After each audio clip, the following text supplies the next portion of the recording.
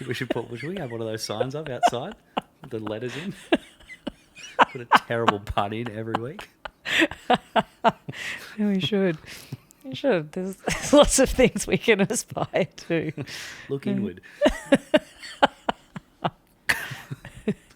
Missy for PM. Oh, Missy Higgins for PM. I would. All right, we're going to get started? Let's go. Let's go.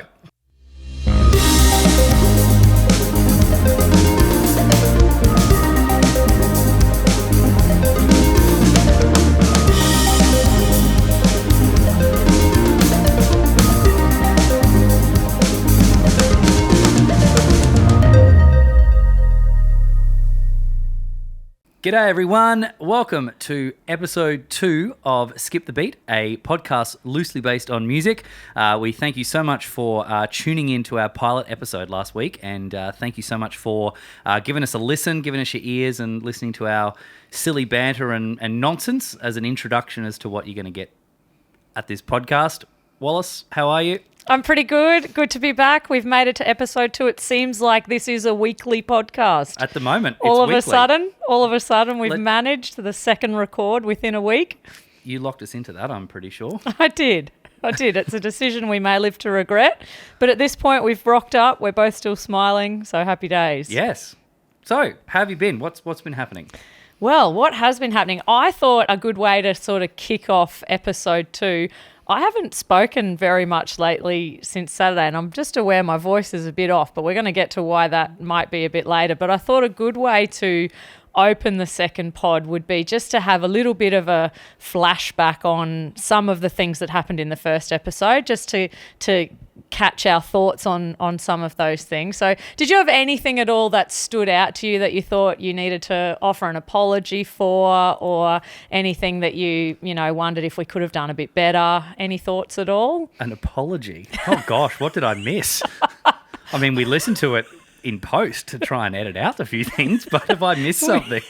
No, definitely it wasn't a leading question. I had one thing in particular for myself. I think I very much lacked control over the volume of my laughing, and I listened back to the pod after we put it out there in my car, and a few times when I was driving scared myself a little bit as my laugh cut through the air quite viciously in my car. So I just wanted to apologise on behalf of myself. Certainly nothing I feel you need to specifically apologise for. First time that's happened, is it? It is. No one has ever said that they've heard me before they've seen me. That's not a thing ever said about me. We should get a yuk count happening per episode. It's that laugh there. And 2. It's that laugh there specifically. That's the real pinchy one in the ear holes, I find. You're giving me a lot of peak work to work in post. Yeah, we're really a big purpose for me being here is to help Matt on his audio editing skills when we pull these together, because that's the one right there. That will get you good. So I just wanted to offer a personal apology for that from episode 1. Okay. And I did also notice, and this is just because we're both very much learning, me a little bit more than Matt, but there was a section right towards the end of that first episode where basically Matt and our voices disappeared for about 10 seconds. They got very, very quiet. So I apologise to all of the people who turned it up at that point, because then very shortly after that, I think I let out a quite a decent yilk, and all 16 people got a fright. That's right. Our dozen listeners I just want to apologise, to each and every one of the dozen, for anything sound related from that first ep, and we're going to endeavour to do slightly better this week, but we're still learning. Something that I was going to bring up a little bit later when we, not skipping down the whiteboard, but when we get to talk about what we've done over the past week, I guess there is an apology I can put out. Well, for me, it was every second I seem to, use a word that sounds like there's a word and sometimes there's also yeah, sometimes there's a little bit of that as well that happens. So I guess there is an apology. Is that where you were heading? You had it secretly in the back of your mind? No, I'm not sure why I looked you so squarely in the eye while I was asking if you had anything to apologise for. I'm not sure why I did that, because it's not at all. I did make a little note on my phone. I did have every intention this week, because I knew you were feeling a bit worried about it. I did have every intention this week of doing an tally, of doing a listen and getting an tally. But then I thought, I don't want to do it until I've got something to compare it to. So I might do it when we got the first 2 eps in the can, do a bit of an tally, and let's just track how you're going with it. Okay. So the yuk tally and the tally. Yeah, if we can just, the number of times that I bust eardrums with a laugh, the number of times you say and we might just keep a little running tally, do some flow charts, some graphs, a bit of data tracking there about how we're going. The other thing that sort of, I guess, in the editing process, because it's all new for us, the edit of episode 1 took quite a bit of time. We were up until about midnight the night we edited, and one of the reasons it took so long was because Matt and I have a bad habit of getting really sidetracked while we're in the middle of trying to do important things, and I don't recall what time of night it was, but it was definitely beyond 10:30 when Matt just went down a rabbit hole of Googling beige cargo capris, and we spent quite an amount of time trying to find Google images of every bit of clothing that Matt was wearing in the early 2000s. I needed to relive 2001 to 2003. Yeah. And the pure excitement on Matthew's face when we found a pair of brown school shoes that almost exactly resembled the ones that he was wearing. So keep an eye out on the socials. I think we've got a little bit of an idea of a post coming to just give you a bit of an insight as to what the fashion sense that I Yeah, we're going to try and put some visual around that because we did spend far too long Google image searching. Could be some merch ideas, that's all I'm saying. It could be. Beige cargo capris may well be at our first live pod record. And one of the other things I found really interesting when we were doing that Google image search was that when we Googled beige cargo capris, the first 3,000 hits we got were of middle-aged women. That was the other thing I found incredibly interesting when we were trying to find 14-year-old Matthew's wardrobe. So those are my thoughts from the first pod. Anything else you can think of before we move on? Nothing off the top of my head. I think we got it done. I think we were a bit nervous, both of us, going into it, not knowing what we'd be talking about. But again, we made sure that we gave you guys the best introduction to us, to our silly lives and what we hope this podcast could be. So thank you if you have come back for episode 2. We really do appreciate it. 100%. We're really excited to be doing this again. And we hope that what we offer continues to put a bit of a smile on your face whenever you happen to listen to it. So moving on then, we want to do this thing every week where we flash back on the previous week. Have you been to any gigs, Katie? What music things have you been doing out in the wild? Yeah, so we did sort of allude in our last episode to the fact that this second ep of the pod might entirely be an ode to Missy Higgins, because that was the big ticket item on both of our agendas this week.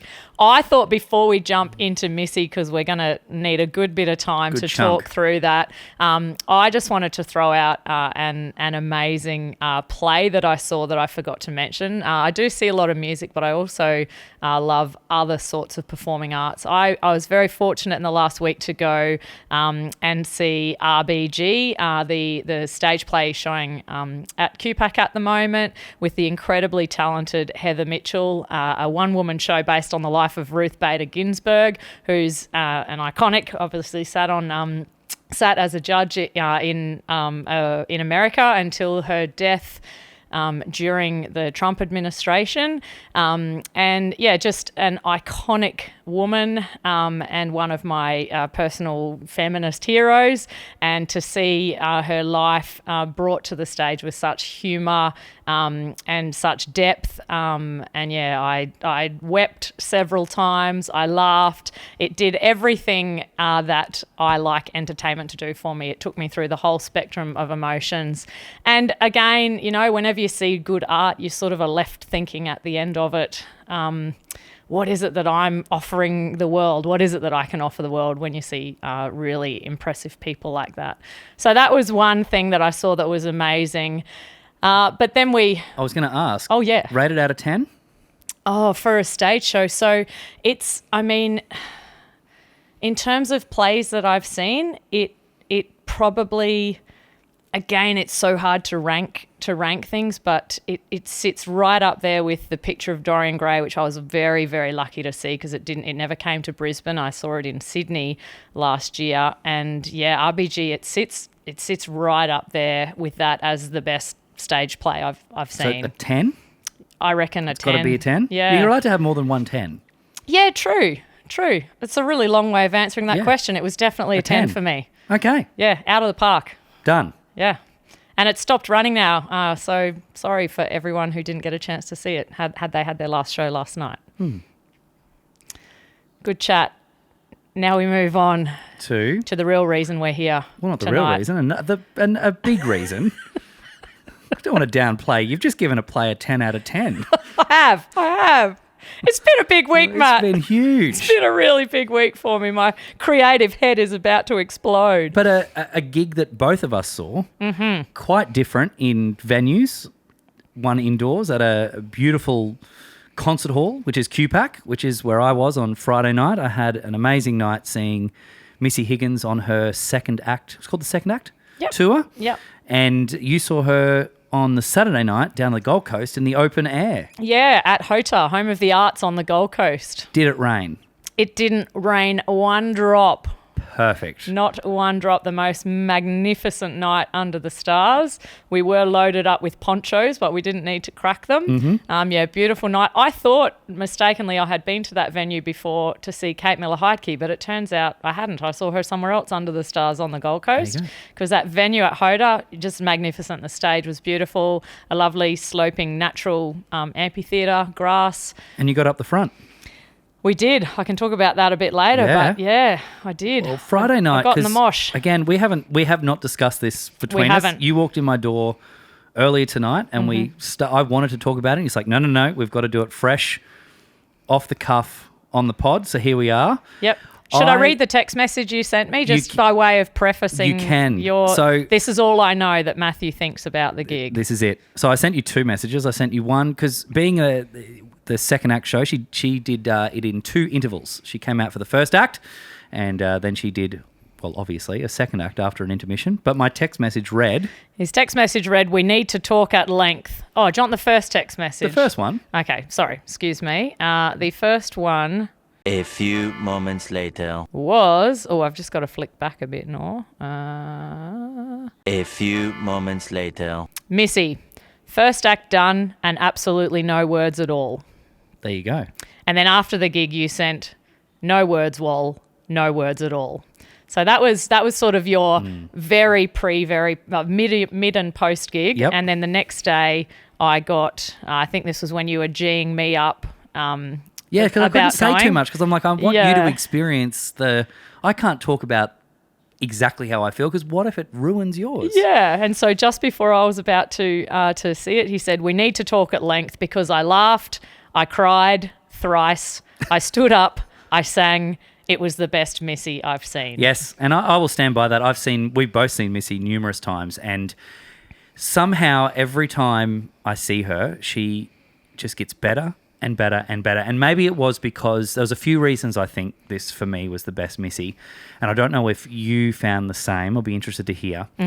I found it's the first time where, obviously, for the first act, it was a lot more intimate. At QPAC, she was behind her. She sat down and went, "Oh, look, a real piano. It's a Steinway. This is something." It was a bit legit. And for her to be just so raw and solo, she had a few songs where the amazing backing singers that she has, the amazing women that perform on stage with her, just come out and know how to nail a harmony was a whole other thing. But for her to do a whole set, just her and a piano or her and just a guitar, just blew me away. I think the other things that I found really touching throughout was it's the first time we've started to get a little bit more of an insight as to the stories behind the songs. Yeah. I don't think she's gone into, like, we'll get to this in the second act where she started talking about the Sound of White songs, and all of a sudden it started making a lot more sense of I can see exactly why you've written it that way. So, but okay, let's not jump ship too quickly. First act, she did the song A Complicated Truth. That's it. She's gone through a divorce, unfortunately, in the last couple of years, I think the end of 2021. And she opened up about that on the night. And she shared this song that she wrote. It's, I think, going to be on her upcoming album. Yeah, I believe so. And she sang it for us, and that was the part where it got me. That got me good. Just talking about how her daughter has been asking, these really big questions, when they drive, whether it's at home or whether they're driving down the highway in a car. Why don't mum and dad live together anymore, and just the whole complications that come from when people do break up and when they do get a divorce, and you could just see Missy's heart and just how she was broken through that time and being how do I answer you, in a way that you're going to understand at, 4 or 5 years of age. So just as a parent myself, I just thought that is crazy, because you do everything you can for your kids to understand, and you want them to feel like you understand them, but you also want them to understand you. That was wept number one for me through that song. Number one. Just got to the end. I was choked up. I did a secret look across to Jen, who will always say, I never cry. She also was saw her doing these ones. Oh, she had a little tearsy. Just a little one. I was like, okay, I'm not going to say anything. I'll just enjoy the moment. Jen's worst nightmare is crying in public. Yeah, so Missy's done well. She has. She got her. Yeah. Not full, but it was definitely enough to get the eyes watering for her. Squeezed one out. She did. Yeah. So then on to the second act where the band came on. Oh my goodness. Like, just again, we've seen the band with Missy so many times. And they played the Sound of White, not from beginning to end. They did in an order that was suitable for a live show, but they played every song off it. And some of the stories that the story behind the Special 2 with her sister, the story behind the Sound of White with her brother, her cousin, that she went to boarding school with when she was like 16, 17 years old. Yeah. Unbelievable. Just those, you like get choked up being like, wow, it's, as a songwriter, again, I say this from someone who can't write a lyric to save my life, and that's the other thing. I don't know if she said, but how she was talking about her early songwriting and how she could never rhyme. And she's like, there was a song where I needed to find a word that rhymed with dove. And I'm sitting there going, oh, I've been You're sitting there going, glove, It's Missy. It's glove. It's always glove. And if you're alone, you've got a clone. If you look in a mirror, you can see your clone. Oh, but no, great night. She got everyone up. QPAC is a seated venue. We weren't allowed to take video, which was good in a way because everyone got to sit there and enjoy the moment. I took my phone out, I think, 3 times to capture a photo when she was just by herself, when she had the whole band, and then just at the end when they all were doing their bows and things. But by far the best Missy gig I've ever been to. Phenomenal talent. And not just her, the entire band, tighter than ever, harmonies in the pocket. The amount of times I turned to Jen and just did this, and no one, this is great content for anyone who's not watching our YouTube, but in the pocket, harmonies, vocals, everything. So I would have to give it a 10 out of 10 for Missy gigs. Amazing. I had several people who were at the same show as you, Matt, who sent me in the pocket memes after they had been to that gig. So I think that was a take home for most people who went. I would have to agree with everything you said about the first act. So it's been a good long while since, I mean, if ever, I don't think I've ever seen her do so many songs in a row where she's just on the stage by herself. And very exposed, multi-instrumentalist, just as good as anything on any instrument. And the new album, gosh, is going to be a tearjerker. So she's the other just incredibly impressive thing she's been doing. I think there's 9 songs in that first set, and she's doing a different set list every time she plays. So it's a huge tour. So Matt and I actually, in the 2 shows we saw, we had 5 of the songs were in common, but four of them weren't. The other one that, because we quickly discussed, I think the songs that were different. She didn't do the Blue Velvet Dress song for you, did she? She did for She us. did in you. It wasn't in your set list. Oh, no, we when I got looked that. online. Okay. Yeah, Okay. As you were, continue. Yeah. And so, I am very interested to see. I think the album comes out in September, and I'm very interested to see what shades of light and dark we get, because the 4 songs certainly that I've heard so far, and one of the songs she openly admitted she was still working on lyrics the night before, so it's sort of unfinished, but gave us the version as it is at the moment. You got that too, great. Yeah. So I think that the album is very, very raw, and it's really obvious that she has used her art as a way to process the massive life changes, and just incredibly impressive. The vulnerability, incredibly impressive.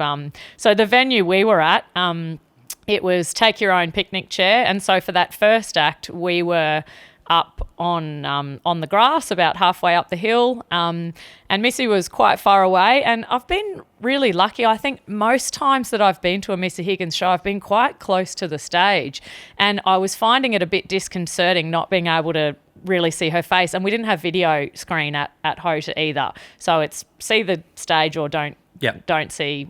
Like you're there, you can see it either in detail or it's quite far away. And the last song in that first set, I was busting to go to the toilet, and she sort of was launched into a bit of a speaky bit, and I thought, I reckon I can make it before she starts singing. The bathroom wasn't too far from us. It was down by the stage. So I ran down the centre aisle, went to the bathroom, and as I came out, she was just starting to sing the last song in that set. And I looked and I thought that the front area was sort of cordoned off for people, but it wasn't. And so I just came from the bathroom. I literally walked right in the front of the stage where a bunch of other people were standing and I was pretty much one person back from the fence, right, just standing right there. Missy's about 2 meters away from me. And I just was like, why is everyone not standing here? And so I stood there and listened to that whole song, and then we had the intermission. And in the intermission, I just hooked it back up to my friends who I was with. So I had 5 friends there with me, and said, who's coming with me? I'm not staying up here. So we just left all of our chairs. One of our friends wanted to stay there. She was more comfortable seated, but the other 5 of us ran down. And so for the whole second act, we ended up probably 2 or 3 back from the fence, just standing in a big mosh of people. And at 43, I didn't feel too much like a grandma. Did you find in your audience there was just such a spectrum of ages as well? Yep, we were sitting, they would have been just in the couple of, because again, I was very lucky. We were in the 3rd row. Yeah. And we would have had, 3rd row, that must be nice. We had ages probably late teenagers through to, there was a gentleman in front of me that would have been in his 70s for sure. Yeah. So huge spectrum of age. Yeah, it was amazing. And so we just danced the night away and sang at the top of our lungs, and that's why my voice sounds a little bit ordinary still. So it's still Monday as we're recording, so a couple of days on for me, and my throat is does not bounce back like it used to from screaming. So what would you give that out of 10 then, that gig for Missy? I mean, it's a 10. When you were talking about it being your best Missy ever, I guess the thought that I have is, like, every Missy's my best Missy ever. And the message that I sent to a few people is, I mean, I think she's my number one. Like, she is my number one performer to see, to listen to, my favourite artist, I think. Of all time for me. That's a big call. Yeah. But she's up there for me. I think in terms of Australian music artists, absolutely phenomenal. Has to be one of the best. Yeah. Her voice is so, it's iconic, really. Like, there's no other voice like it. There isn't. It's unbelievable. And just that, I know the sound of White's been out for 20 years. And I remember buying the album or CD. It was one of the first CDs I had, and just listening to it, and even listening to it now, like even just this week, I was working this morning and had it on, playing shuffling some Missy, and I'm like, these songs, it feels like yesterday that they were out there. Yeah. And it was really good for Jen as well. So Jen, my lovely wife, it was her first gig she ever went to, I found out. I did confirm. Oh, it was. So she was 16, saw Missy in Cairns on the Sound of White tour. Yep. So it wasn't really like it was not like the big Cairns Entertainment Centre. It was a smaller venue. I can't remember what it was, what she said it was in Cairns, but her first gig up there. She might be on the back of my shirt because this shirt has the 2004 tour dates on it. There we go. So she went with her sister Liv. At the time, she was only 13. And so they were holidaying as a family up in Cairns. Mum and Dad dropped them off at the venue. It was all ages, obviously. Yep. Jen and Liv went in together. First gig, bam, there's Missy. Yeah, well, you're ruined for life when that's your first gig, aren't you? So Jen has always, and so back to last week where I was saying it was a gift, a guilt-free gift. I knew Jen would love it with all her heart. She did. She loves Missy. Yeah, amazing. I did well out of that because I had a very happy wife. And I was also extremely happy as well. Yes, well played. 2 from 2. Well played. I was also at that first Sound of White tour. So, yeah, the T-shirt that I got suckered into at the merch tent is a new design, but it's got the vintage tour dates on the back from that Sound of White tour. So my Tivoli date is up there. Sort of, I think it was the second show in that tour. So, yeah, sensational night. There's nothing funny I can say about it. There was one really tall person, a woman actually right near me. Something new. Yeah. So I forgot to take a photo, but we managed to squirrel our way around her, and just had a sensational night. Absolutely sensational. Even the thing that she does so well is in the middle of Scar, her big first number one single. She in that instrumental bit, when she has the big high, did it, she completely hit the wrong notes. Oh, and did she? just the way she handled it, she's just like, oh fuck, I don't even know my wrong song, and just got on with it, and like the crowd got behind her, and the way she just laughed it off. I'm like, even those things, the way you handle it, well done. Like, you are a professional. So Missy, if the 1 in 400,000 chance you ever hear this episode, we love you, and there's 2 of us here that would come and sing a third and a fifth. Or a harmony. And also, if you want another Matt Green in your band, here I am. I'm right here. Yeah, I'll sing that low third anytime. Yeah. No stress. You know that her guitarist is Matty Green. I do, yeah. You need 2. Yeah. Yeah. There's never enough Matt Green in a band. Never can get enough Matt Green. Now, I'm going to use this as a segue to move into the next bit where we talk about a little bit more about where we talk about Matt Green for a while. I think so. It's more a good about segue. Me. Yeah. It's a decent segue. Only because another couple of things that, and you're going to say, of course it was, a few things that stood out was she was saying that when she was on that first tour, how she used to, and not even before she got on that tour. Yeah, when she was hustling as a support act. And she was outside getting people to sign up to a mailing list and everything. I thought, well done, because that's exactly what I'm doing at the moment with my little my hustling with my band. But she also, at that night there, she would have done it for you as well. If you go and visit the merch desk or around the place, there's some QR codes that you can do. Yeah. Pre-order, and you show them that you've pre-ordered it, give the proof, they'll give you a signed poster that I've done. Yep. And I thought, what a magnificent, even as successful and as big as you are right now, you are still hustling to get people to pre-order your vinyl and your CD, like the physical hard copies. Well done to you. My friend Charlotte did it and got her little print. Well done, Charlotte. And Charlotte pre-ordered the vinyl, doesn't even have a record player. So it's an amazing marketing strategy. She's just hinted her family or partner to that's right. Christmas present, birthday present. That's right. Little vinyl player. But the prints were amazing and signed, hand signed. It was and just a beautiful picture. Yeah. So awesome. well done on the awesome hustle, Missy. Yeah, awesome twofer. And it segue into that and the hustle and how hard it is to be an artist in the music industry. So as we briefly discussed last week, I have a band. It's called Alta Falls. Now, it's not Alta Falls. It's not an accident that happened in a church. It's ALTA, Alta Falls. And I'd love you to check our music out. If you like a bit of indie electro pop, kind of modern day 80s, would appreciate you checking us out and letting us know on the socials what you think.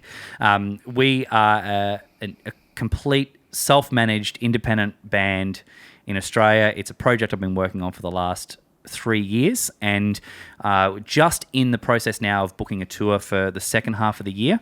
And it takes a lot of guts to do it, I think, because you know that really between your friends and family, it's going to take a lot of work to fill venues with 150 plus people, which is ideally what you need to make it work. Yeah. But for some reason, we have a bunch of new followers on our Instagram that have been following us and that have been buying tickets pre-sale, which is just blowing myself and Nathaniel away.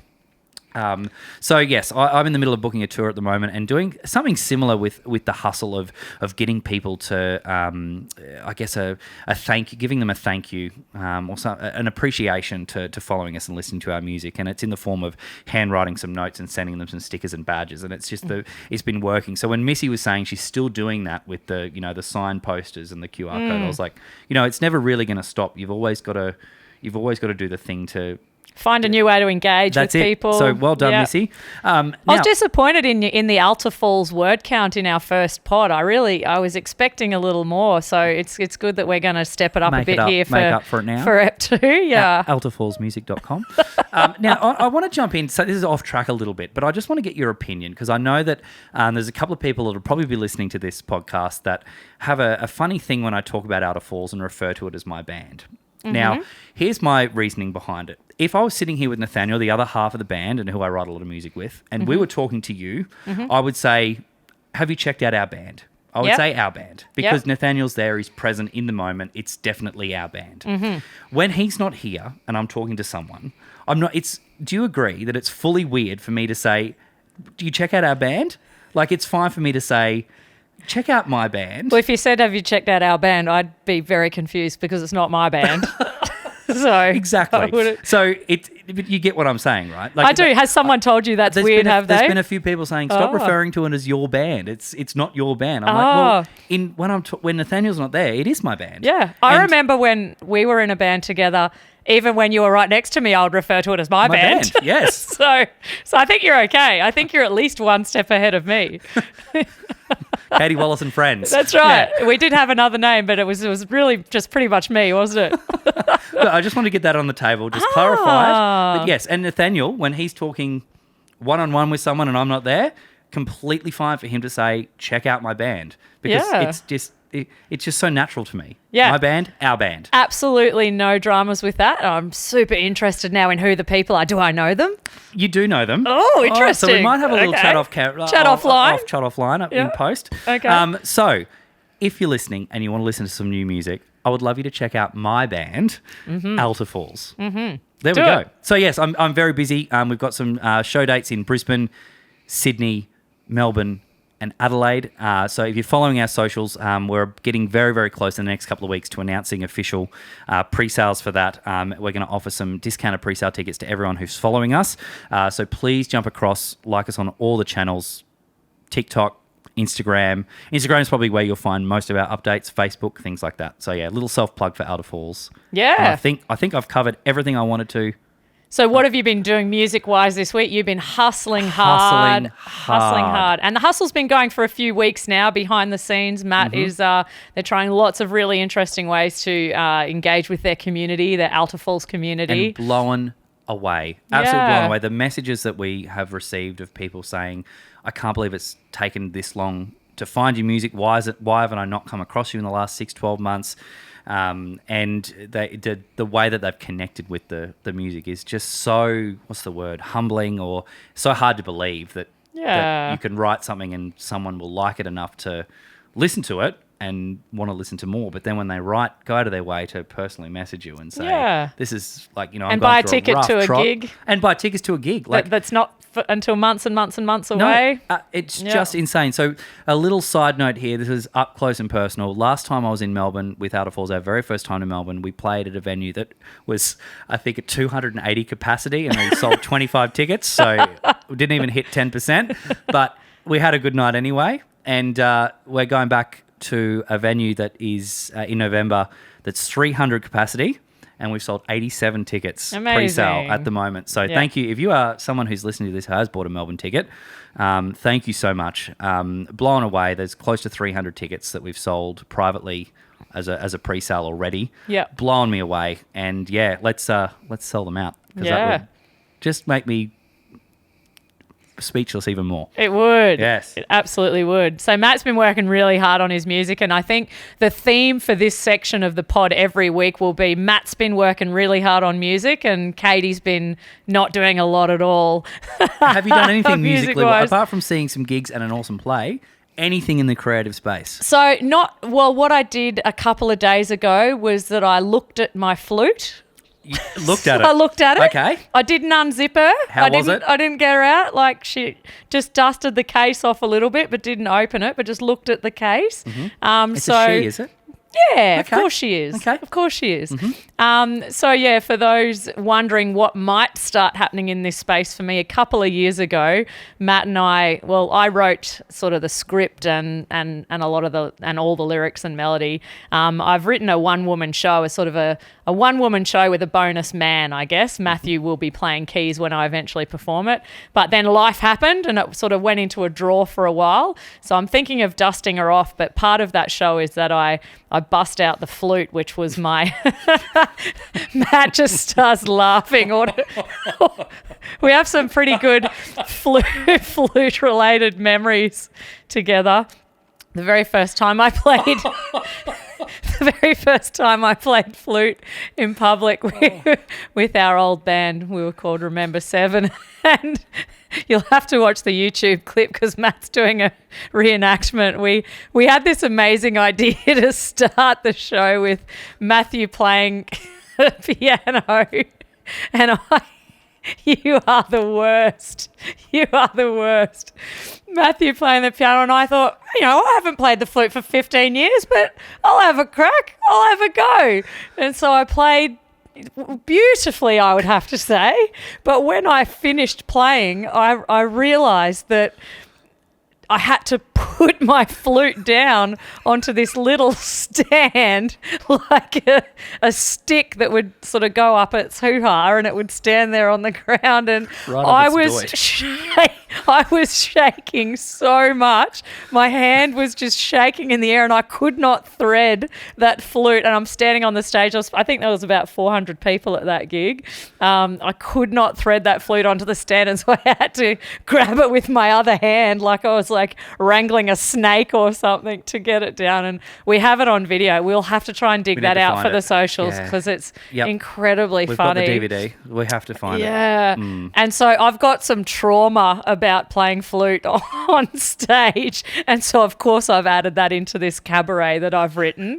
And so, yeah, looking forward to trying to perform that and seeing how I manage a flute in public. So music-wise, that's what I'm shooting for. You've looked at it. Yeah, I'm shooting for let's get this cabaret back up and happening, so I might be able to book a date sometime this century. And so I've looked at my flute this week. That's where we're at. Okay. That's where we've started. Let's see next week, because this is a weekly podcast now. We'll see what happens in the next 7 days. I might unzip the case Look this at it, week. give it a polish. Yeah. Yep. Yeah. Let's see how we go. Let's see how we go. Now, I'm going to cut to a segment that Katie has no idea about this. Well, she knows that we wanted to do a segment like this, but I've prepared something.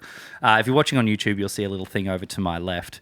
But anyone who knows me knows that I am just a textbook Aussie dad when it comes to dad jokes and puns. And 95% of the time you'll groan, 5% of the time I might get a laugh, unless you're a handful of a few peeps that I know will laugh probably 80% of the time. Your sister is one. Yeah. Annie, I can always count on her. It has to be pretty awful for her not to laugh. I sit at the exact opposite end of the spectrum to Annie. So when you say that got hard. me, well done. Yeah. So let me just, without further ado, a new segment called... Ado or ado? Ado. Music pun of the week. Oh dear. As the sound that you shall hear.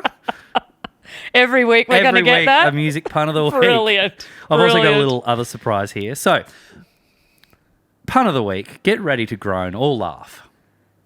When I was out the other night and leaving QPAC, I hate this already. I hate it so much already. there was this person that came up to me quite aggressively holding a guitar, and he was like, "I've had it, mate. I am going to hit you over the head with the neck of this guitar and knock you out." And I said, "Mate, is that a fret?" Oh, dear. Oh, dear. I'll do it again. My favourite part of Pun of the Week was the fact that you were waving a drumstick in my face the entire time. It doubled as a flute. It was perfect timing.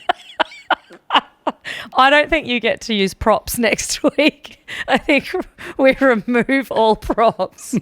Well, folks, that was Music Pun of the Week. Hang on. And there it is. and I'm going to allow our listenership, all dozen of them, to decide whether you're allowed to do that segment ever again. Okay? Okay. So that might very well be what you're apologising for next week. It could very well when be. we record. I might have you've got to do it a few weeks in a row, so I'll probably, give it a chance. Yeah. Yeah. We've got to run it. See if it's going to get some legs. Okay. We're nearly at the end of the whiteboard, Matt. We are. There's a couple of points left, and the next one's got your name on it. It does. This is another little segment we'd like to do. We're not sure if we're going to do it weekly or just as we have time to do it, but it's a little segment we'd like to do that's called Remember That Time. You don't have a sound? You're not I haven't. Okay, cool. I haven't come with my pre-recorded drum pad, no. Okay, cool. Sorry. Oh, pre-recorded drum pad. Must be nice. Yup. Must be nice to be a millionaire. Okay. We're going to do this little segment. It's called Remember That Time, and that is, it's not a phrase that we made up, but it's something that we say to each other probably every time we see each other. Very close. Yeah, one of us will turn to the other one and say, remember that time? And it might be something that happened 30 seconds ago, or it might be something that happened, 30 years ago. In which case I won't remember it at all. And my favourite thing is that Matt does them to me all the time, and I don't remember that the thing has happened. I have a note on my phone that's locked. Yeah. It's like locked so you can't delete it. Yeah. And I've got, I don't know what number it's up to, but there's a fair few in there. Yeah, Matt records And some of them, everything. the majority of people would not find it. They'd be like, the fuck? Yeah. But we've been slayed. Yeah. Absolutely slayed. So this is honestly, I have no idea what you're about to it's just one of many, and it's music related. So it's about a gig that we played together. So we played in a band for a long time, but we would often sort of just get these weird little side. I just thought of another one even as I was saying that. Gosh, now I don't know which one to do. No, I'll do the original. We would just get these little side projects that would come up where someone would say to us, can you come and play like at a party or something like that? And then we would spend a few weeks learning a bunch of covers so that we could go and do something for a couple of $100 or something. If that. Yeah, if that. And so this particular one, it was Matt and I, it was our friend Toby who was drumming, our friend Joy was playing guitar. We, to my memory, didn't have a bass player with us. It was just a little four-piece. And Matt came to us and said, there's this woman, I can't remember the connection, but when I tell the story, you might remember where she was from, wants us to play at her, I think it was an anniversary party or a birthday. I can't exactly remember. Can't exactly remember what it was. And so Matt organised all the details. So we all just knew that we were learning some songs and then we were going to play at this gig. And so we all got ready. We went just casual as we did, our little band ready to go. And Matt drives us all there and we pull up to like one of the biggest mansions I have ever seen in my entire life. And we're thinking, what the hell is this event that Matthew has signed us up for? And we're greeted at the door by just this woman wearing like a ball gown and pearls and just diamonds and everything. And she leads us through the door. And from memory, we had to go like on a bridge over a pond to this beautiful little space they had. And Matthew hadn't told us that it was like a fancy thing. And so he's going to try and defend himself. I can see him just chomping at the bit. Matt didn't know. But keep going. I want to hear your part of the story. Well, Matt as the organiser in my very anal retentive mind should have known every detail of this event. So I'm rocking ripped jeans, Converse sneakers, I think like a Rolling Stones T-shirt or some sort of old band T-shirt. And I remember this woman leading us, and as we were were walking over the bridge, I turned to Matt and I said, "Matt, she's wearing freaking pearls." And I was so angry, and I felt so embarrassed that we just looked like a bunch of, I don't know, like idiots.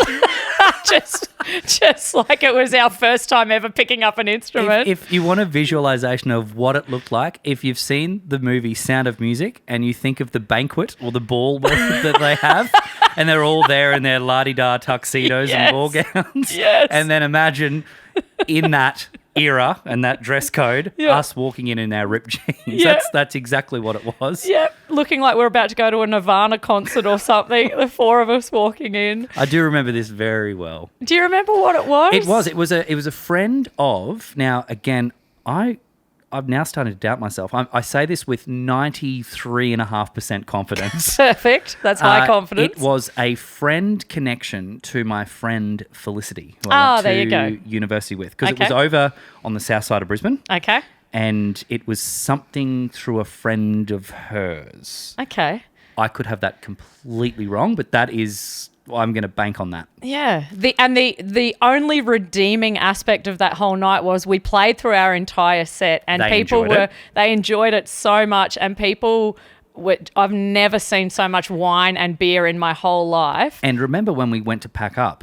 This is the story I'm about to tell. I don't want to cut your grass. Off you go. Yeah. So I've never seen people drink so much alcohol in my life, and I think that just made us sound better and better and better as the night went on. And we finished every song that we knew, and we were about to pack up to go. And the husband, I believe, came up to us and offered us another... Was that $150? Yeah, another extra bit of money to do another play half an for hour another set or something. Yeah, and so we just pretended that we had half an hour more music, but just replayed something because we had nothing else. But a few extra solos. For that, threw in a couple of extra middle eights in a few songs. Matt, do an extra solo in that tiny dancer. It was one of the better paid gigs we did. Like, we were young with no money, and then we probably went and spent it all on McDonald's on the way home. Probably. Little nuggy meal on the way home. Yeah, cheeky cheese. Well done. That's a great remember that time. Yeah, well done. I'm curious to know what the others, but I want you to save it. Okay. I want you to save it because we are getting pretty close to time. So yeah, I think so. Is that basically? I think that's it. So everyone, thank you so very much for tuning in to episode 2. We have got hopefully not too much post-production to do by the time you hear this. Yeah. Would love you to follow us. We are on Facebook, Skip the Beat Podcast, Instagram, Skip the Beat Podcast, TikTok, Skip the Beat Podcast.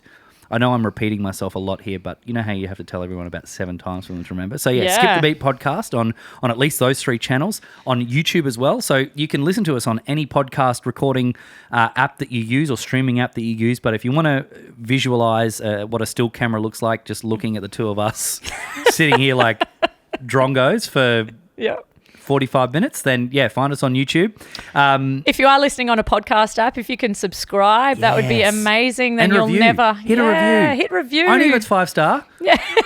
Help people find us when we're lonely. We don't want your feedback. Do you remember that? Did she say that on Saturday night?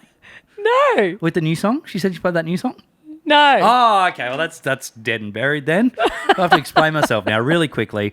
Friday night, Missy Higgins, that song that you said she wrote last night. Well, she was telling the truth because the night of, she said, I was writing this backstage. Yeah. It's brand new. Yeah. She's like, I just like to play a song for an audience, get an idea of, how it's sitting, whether it's going to be one it's a keeper and we should perform. By the way, don't want your feedback, good or bad. So Awesome. Anyway, as we were, I had to explain that, I think, or it would have. That's all right. Anyway, that's it for us. Thank you so much. Have a wonderful week. Apparently, this is a weekly podcast we do. Skip the Beat, a podcast loosely based on music. Ciao for now. See you soon. Bye-bye.